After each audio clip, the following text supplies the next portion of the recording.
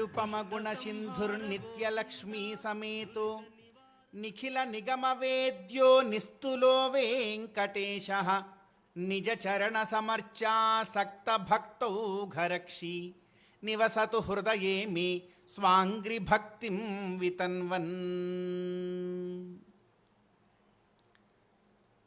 ఎంతో వైభవోపేతమైనటువంటి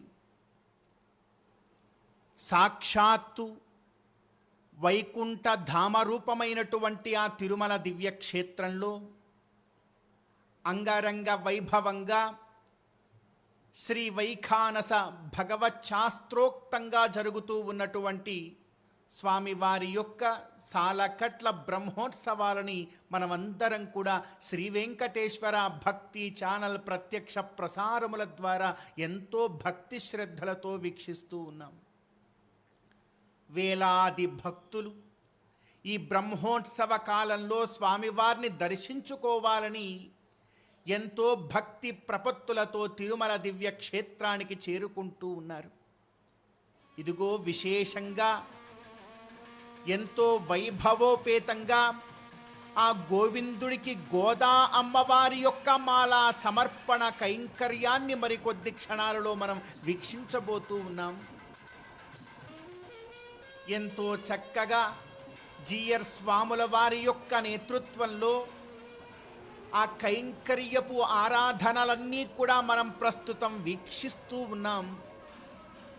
భక్తాగ్రగణ్యురాలు సాక్షాత్తు భగవంతుణ్ణి తన యొక్క భక్తితో మెప్పించి భగవంతుణ్ణి పొందినటువంటి ఆ తల్లి గోదా అమ్మవారు మనందరికీ కూడా భగవంతుణ్ణి ఎలా పొందాలో ఒక చక్కనైనటువంటి మార్గాన్ని చూపించినటువంటి తల్లి. ఆ గోదా అమ్మవారి యొక్క మాలా సమర్పణం శ్రీవల్లి పుత్తూరు నుంచి వచ్చినటువంటి ఆ మహలలు మరి కొద్ది క్షణాలలో స్వామివారిని చేరుకోబోతూ ఉన్నాయి. ఇంత గొప్పదైనటువంటి కార్యాన్ని మనం ప్రస్తుతం వీక్షణం చేస్తూ ఉన్నాం. ఆ భగవంతుడి యొక్క అనుగ్రహం పొందాలి అంటే మనకేముండాలి? మన దగ్గర ఏదైనా గొప్ప ధనం ఉంటే భగవంతుడి యొక్క అనుగ్రహం మనకు కలుగుతుందా? లేకపోతే చాలా గొప్ప సౌందర్యం ఉంటే భగవంతుడి యొక్క అనుగ్రహం కలుగుతుందా? లేకపోతే గొప్ప పదవిలో ఉంటే భగవంతుడి యొక్క అనుగ్రహం కలుగుతుందా?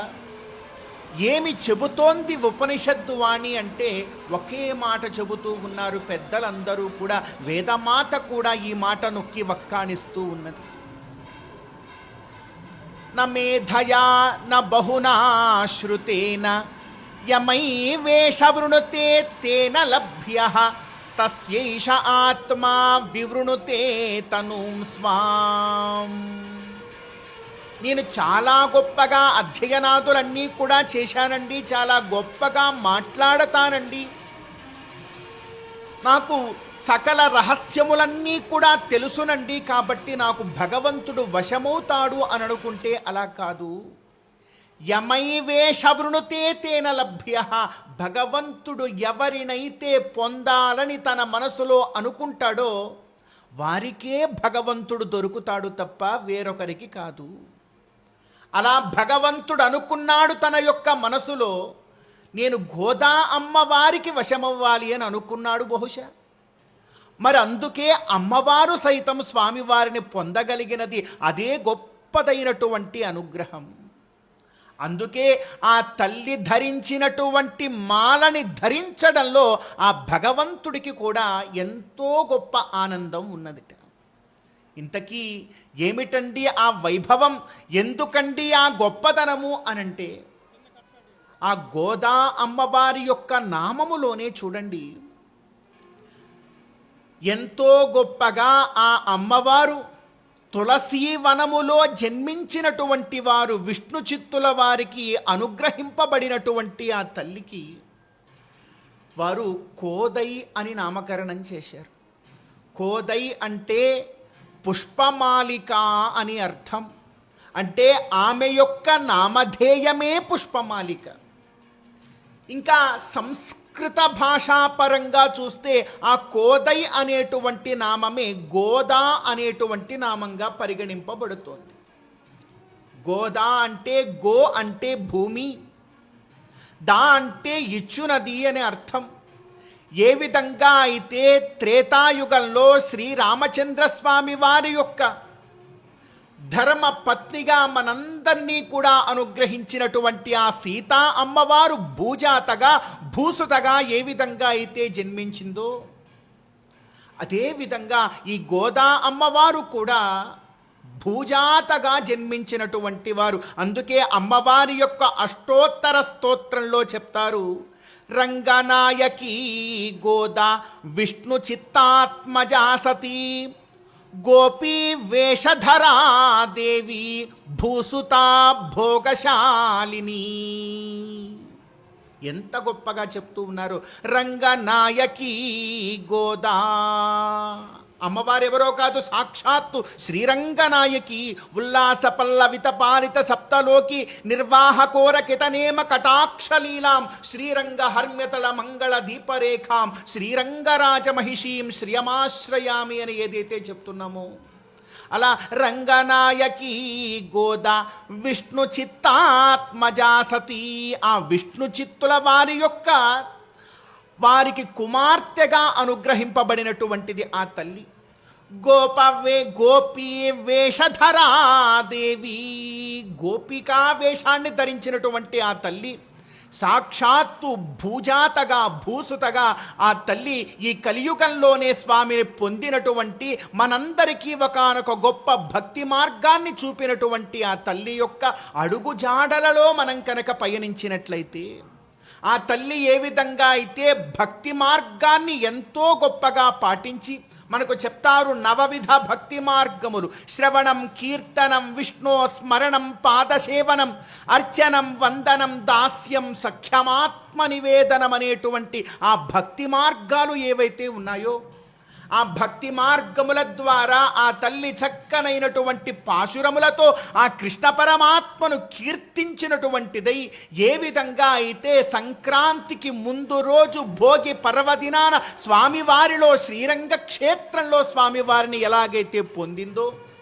ఆ మార్గాన్ని కనుక మనం అనుసరించినట్లయితే మనం కూడా భగవంతుణ్ణి పొందగలుగుతాము. అలా పొందగలగడంలో ఉండేటువంటి అర్హత ఏమిటి మనకు? మన యొక్క సౌందర్యమా? కాదు. అమ్మవారు తన యొక్క సౌందర్యంతో భగవంతుణ్ణి పొందలేదు. అమ్మవారికి ఉండేటువంటి గొప్ప స్థితిగతులా, పోనీ సంపత్తునా, కానీ ఇవేమీ కూడా కావు. కేవలము అమ్మవారి యొక్క మనసులో ఉండేటువంటి గొప్పదైనటువంటి భక్తి, దానినే మహనీయ విషయే ప్రీతిర్భక్తి. మహనీయుడైనటువంటి ఆ భగవద్ విషయంలో అమ్మవారికి ఉండేటువంటి ఆ ప్రీతి, ఆ భక్తి వలన భగవంతుడే ఆమెను పొందాలి అనుకున్నాడు. యమైవేష వృణుతే తేన లభ్య తస్యైష ఆత్మ వివృణుతే తనూం స్వాం అని ఉపనిషద్వాక్కు చెప్పినట్లుగా, మరి అమ్మవారు ఎంతో గొప్పగా ఆ భగవంతుణ్ణి పొందగలిగినది. భగవంతుడు కూడా అనుకున్నాడేమో, ఎప్పుడైతే ఆ విష్ణు చిత్తుల వారు గమనించారు, రోజులు గడుస్తూ ఉన్నాయి, ఆ విష్ణు చిత్తుల వారు ప్రతిరోజు కూడా పుష్పమాలికను స్వామివారికి ఎంతో చక్కగా తయారు చేస్తూ ఉంటే, స్వామి దానిని ధరించడానికన్నా ముందుగా అమ్మవారు ధరించేటువంటి వారు.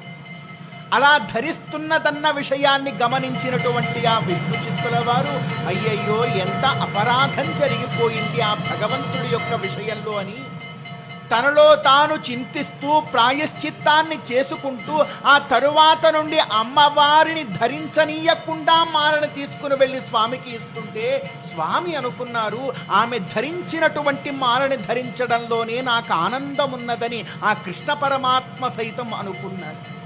అలా భగవంతుడికి ఆనందాన్ని కలిగించేటువంటి అదుగో ఆ పుష్పమాల శ్రీవల్లిపుత్తూరు నుంచి తిరుమల దివ్య క్షేత్రానికి చేరుకున్నది. ఇప్పుడే ఆ పుష్పమాలికకు మంగళ హారతులు చేస్తున్నారు స్వాములు. మరి ఆ పుష్పమాలికను ఆ గోవిందుడికి అందజేయబోతూ ఉన్నాం. గోదా అమ్మవారి యొక్క మాల గోవిందుడిని చేరుతోంది అనంటే ఇది ఎంత గొప్పగా కనుల పండుగ కనుల పండుగ రూపమైనటువంటి ఎంత గొప్పదైనటువంటి సంఘటన. అందుకే ఈ క్షణంలో భగవంతుడి యొక్క మనస్సు కూడా ఎలా ఉంటుంది అనంటే ఒక్క వర్ణన చేస్తూ ఉన్నారు.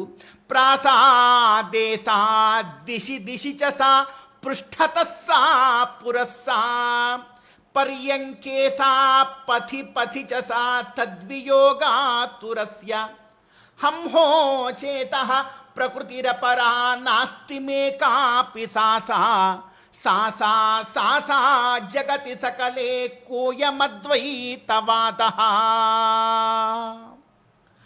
అమ్మవారి యొక్క మాలని ధరించడంలో గోవిందుడి యొక్క ఉత్సుకత ప్రస్తుతం ఎలా ఉంటుంది అనంటే ఆ గోవిందుడు కూడా అనుకుంటూ ఉంటాడు మనస్సులో, ఎప్పుడెప్పుడు ఆ తల్లి యొక్క మాల దరి చేరుతుందా అని.